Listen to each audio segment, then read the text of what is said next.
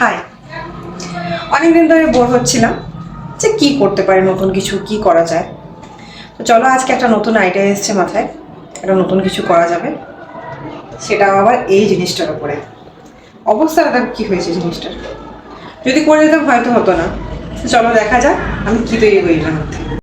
বাড়ির মধ্যে যেখানে মোবাইলের চার্জ দেওয়া হয় সেখানে গাদাগুচ্ছের চার্জারের তার ঝুলে একেবারে জায়গাটা জড়াবড়ি খেয়ে একেবারে হিজিবিজি টাইপের দেখতে লাগে পুরো।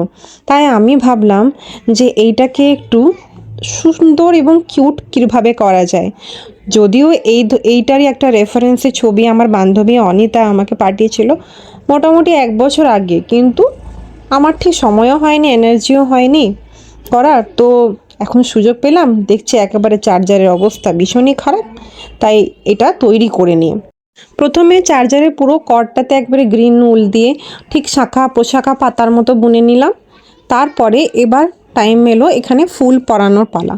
তো ফুলটা ছিল আর কি আমার আইডিয়াতে, যেটা লাইট পিঙ্ক এবং ডিপ পিঙ্কের মধ্যে করলে কেমন হয়।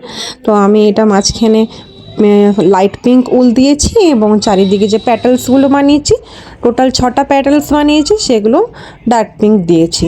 এখানে ভিডিওতে তোমরা দেখতেই পাচ্ছ এই লাইট পিঙ্ক কালারের বেসটা ফ্লাওয়ারের তৈরি করা হয়ে গেছে এবং আমি কাঁচি দিয়ে কেটে নিলাম এবং তার মধ্যে আমি অ্যাড করছি ডার্ক পিঙ্ক কালার, যেটা কি আর কি প্যাটেলস তৈরি করব।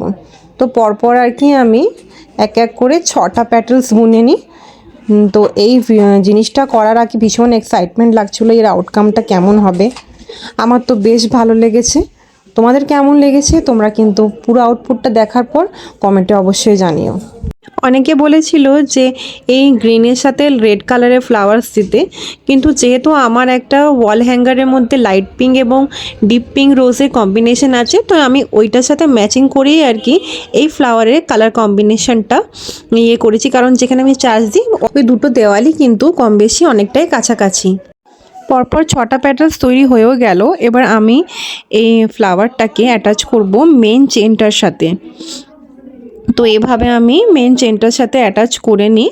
তারপরে যে লেফট ওভার কাটা উলটা ছিল সেটাকে ওই ক্রুশের সাহায্যে ওখানে হাইড করে দিই। এটা হচ্ছে ফাইনাল লুক আমার চার্জারের জামার।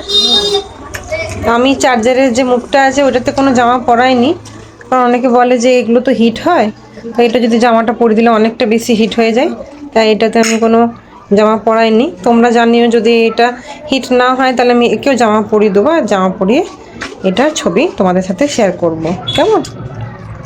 আজকের মতো এখানেই, পরে দেখা হবে আরও কোনো নতুন নতুন ভিডিও।